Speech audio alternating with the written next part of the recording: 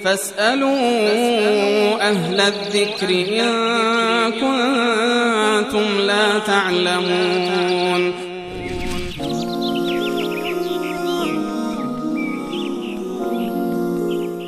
حکم ملاعبت و با همسر، حالا خانمی با شوهر، شوهرش با خانم در ماه رمضان با هم ملاعبت میکنن، در چه اندازی میتونن این ملاعبت جایز باشه و در چه مواردی جایز نیست و همچنین در چه مواردی میتونه که روزه رو بشکنه و در چه مواردی میتونه که خلل در روزه وارد نکنه؟ اون چیزی که در قرآن کریم الله متعال اونو بیان کرده که جز محرمات هست و شکننده های روزه هست، اون مقاربت و همبستری هست با همسر در این ماه مبارک رمضان، اون هم در روزه هایش. در شب هیچ گونه محدودیتی وجود نداره، یعنی روزه هیچ حکمی رو در شب نداره که انسانی که میخواد فردا روزه بگیره شبش حتما باید فلان کار رو انجام بدهد یا فلان کار رو انجام ندهد. هیچ ممنوعیتی وجود نداره به جز اینکه باید در شب نیت بکنه برای فرداش. و کارهایی که برای روزه‌دار ممنوع هستند من کارهای خوردن هست، نوشیدن هست و همبستری با همسر و به اصطلاح مقاربت.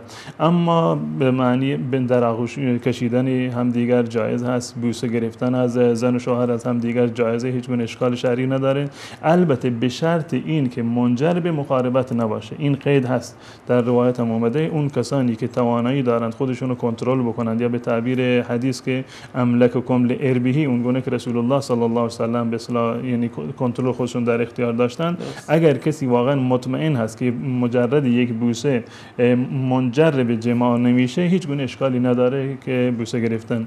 یا همچنین صحبت به اصطلاح خانوادگی و عاشقانه در میان زن و شوهر که وجود داره، هیچ اشکالی نداره در این زمینه. بالفرض اگر کسی تحریک شد، این سوالم خیلی تکرار میشه، تحریک شد و مزی از اون خارج شد، یعنی ماده و ترشح سفید رنگی خارج شد که رنگ آب داره، این هیچ گونه حکم، هیچ تأثیری بر روزه نداره، این شکننده روزه نیست. فقط انزال، یعنی آخرین درجه به معنی دیگر و تعبیر دیگر ارضاء کامل شدن، اون به معنی شکستن روزه هست. اما ترشحاتی که قبل از اون هست این شکننده روزه نیست، فقط مبطل به اصطلاح وضو هست و باید در این صورت وضو بگیرن.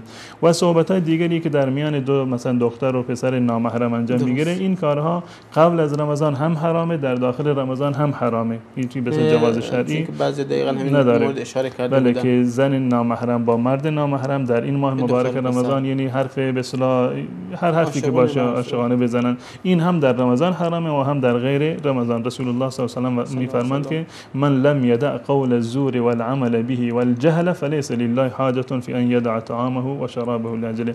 اگه کسی که حرف زور را، یعنی حرف دروغ را، حرف ناشایست را، حرف گناه را، فسق و فجور را، فحش و دشنام را در این ماه ترک نکند، الله متعال نیازی هم ندارد که غذا و آبش را به خاطر خدا ترک بکنه. یعنی روزه اصلش همون تقوایی هست که در قلب است. اگر قرار باشه شما روزه باشید بازم به این کارها انجام بدید، روزه شما در واقع معنی نداره. منتها از لحاظ یک حکم شرعی شکننده روزه نیست که این فتوا را صادر بکنیم هر کسی با یک نامحرمی مثلا صحبت کرد روزش باطل شده. این گونه نیست، روزه باطل نمیشه، اما جز کارهایی هست که هم در حالت روزه و هم در حالت غیر روزه انسان باید از این پرهیز بکنه.